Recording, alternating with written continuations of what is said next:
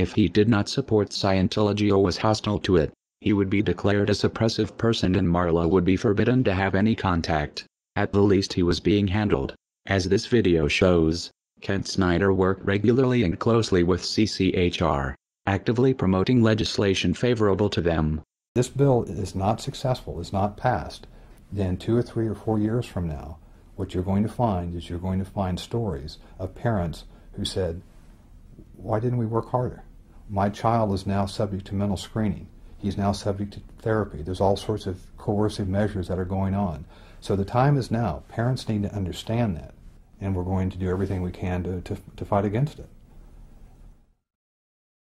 This is important because there is an attempt to rationalize Ron Paul's involvement with CCHR and founding member Dr. Zass as harmless. On the Ron Paul forums, when a supporter points out the Scientology connection, another member tries to spin Zass as a great libertarian who is not a Scientologist nor is sympathetic to Scientology.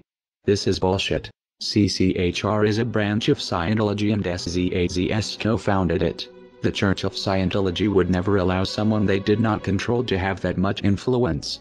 The CCHR website was registered by Scientologist Amber Cherokee. Most of the board are Scientologists. Zass denies being a Scientologist. A representative writes, sharing this battle does not mean that Dr. Zass supports the unrelated principles and causes of any religious or non-religious organization. This can be true working with most organizations, but as we have shown, Scientology does not work this way. You are either for Scientology or you are against it. Whether SZAZS himself believes in Xenu is irrelevant. What is relevant is Scientology considers Zass non-hostile and therefore successfully handled. Kent Snyder may have something in common with Lisa McPherson. His involvement with a cult might have killed him. Like Zass, Scientology believes in an extreme version of personal responsibility. That disease is a result of body thetans and it is the Scientologists' fault for not trying hard enough to clear them. If they did, goes the theory, they would be free of disease. Zass doesn't push body thetans, but he does promote a dangerous distorted idea of mental illness that has the same potential effect, discouraging people from getting help because according to him any problems they have are imaginary. The CCHR was created in 1969, founded by the Church of Scientology and by famous renegade psychiatrist Dr. Thomas Zass. From day one, most or many of the senior leadership of the CCHR have been Scientologists. And for Zass, and of course this has been taken on big time by Scientology, therefore mental illness is not real illness. It is possible Kent Snyder's untreated illness and death was a result of adopting the Scientologist beliefs that his illness was his fault or not real. It would explain why he had no health insurance. Many Scientologists don't.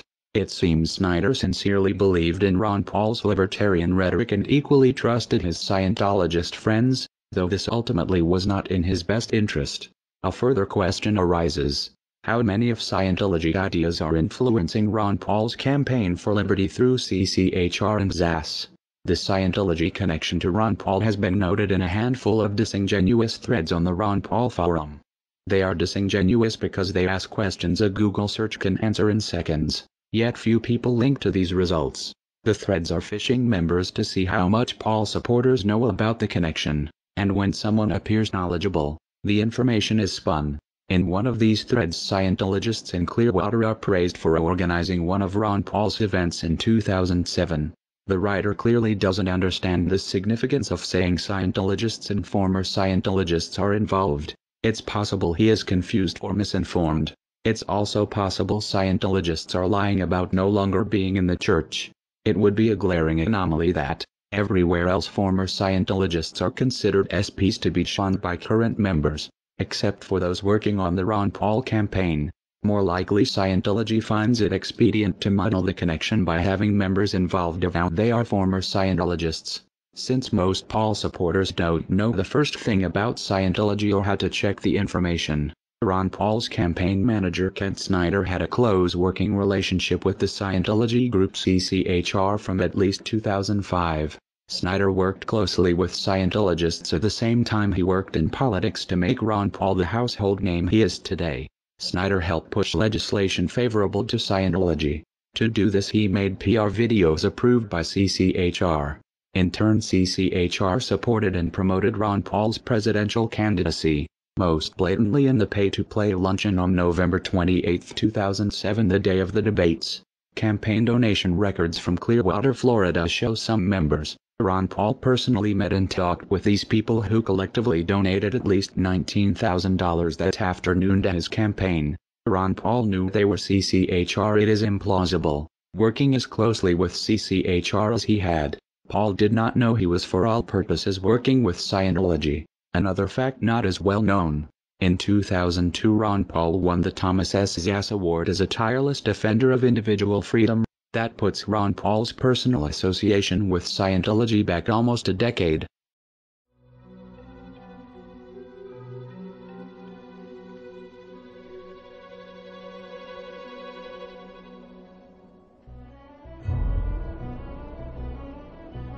It stretches credibility that Snyder was unaware of the Lisa McPherson situation and other Scientology crimes and abuses.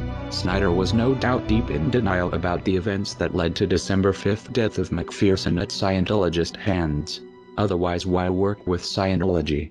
This shows effectively the Ron Paul presidential campaign and Ron Paul himself have been influenced by Scientology for years. So it was no surprise in 2008. When approached with concerns about Scientology's tax-exempt status, Ron Paul was dismissive. His statement, "I understand your concerns about Scientology," implies Ron Paul was aware of the problems of the so-called church and the fact independent observers consider it a criminal cult. In spite of this understanding, he had no problem speaking with them and taking their money. He would also have known about the pre-Chainology protest against Scientology, since at least one in memory of Lisa McPherson was targeted at CCHR during their Industry of Death Museum opening, that Kent Snyder attended. The question is, how much does Ron Paul owe to Scientology? And what does Scientology expect in return? The total amount of contributing dollars by Scientology to Campaign for Liberty may never be known. Whatever the amount, do not doubt Scientology expects a return on their investment in Ron Paul should he ever actually win the presidency. Paul supporters will try to dismiss this like they dismiss concerns about Ron Paul's donation from racist Stormfront.org founder Don Black. As odious as Black is, there is no evidence people have died opposing Stormfront.org. There is ample evidence the lives of critics of Scientology have been threatened and lost. Scientology plays hardball with anyone who challenges them. The same can be expected of anyone who tries to double-cross the cult. If Paul supporters find this hard to believe, they should familiarize themselves with Operation Snow White, where Scientology bullied the IRS for tax-exempt status. An organization that can strong-arm the IRS is not going to find a misguided Ross Perot wannabe hard to handle. To this day Scientology, through CCHR, works with Ron Paul. Anyone critical of Scientology is a suppressive person to be disconnected. Therefore we can conclude Scientology's leadership does not view Ron Paul or his supporters as suppressive persons. Scientology views